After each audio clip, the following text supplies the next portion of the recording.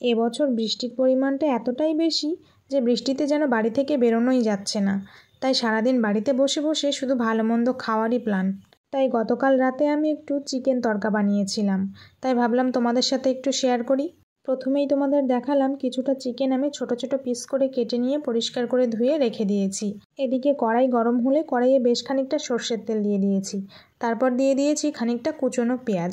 পেঁয়াজটা একটু কিছুক্ষণ ভেজে নেওয়ার পর দিয়ে দিলাম কয়েক কোয়া কুচনো রসুন। তারপর পরিমাণ মতো লবণ দিয়ে একসাথে ভালো করে ভেজে নিলাম।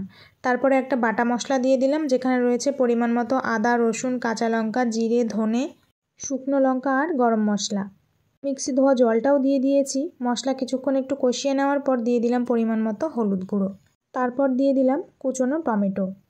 এবার মশলা ভালো করে কষিয়ে নিতে হবে, মশলা থেকে একদম তেল ছেড়ে আসা পর্যন্ত। মশলা কষানো হয়ে গেছে, এবার আমি এর মধ্যে চিকেনের টুকরোগুলো দিয়ে দিলাম। চিকেন দেওয়ার পরে সব এবার ভালো করে কষিয়ে নিতে হবে, যেন চিকেনটা ভালোভাবে সেদ্ধ হয়ে যায়।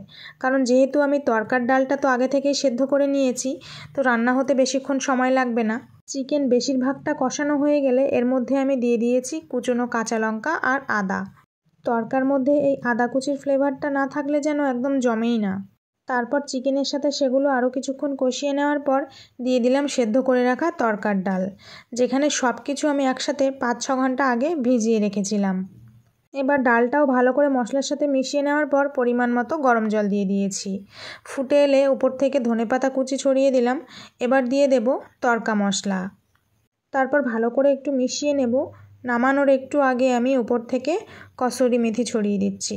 ব্যাস, হোটেল বা রেস্টুরেন্টের মতো চিকেন তড়কা কিন্তু একদম সহজেই বাড়িতে বানিয়ে নিলাম। আর এটা কিন্তু আমি গরম গরম রুটির সাথে পরিবেশন করেছিলাম। তো কেমন লাগলো জানিও। টাটা।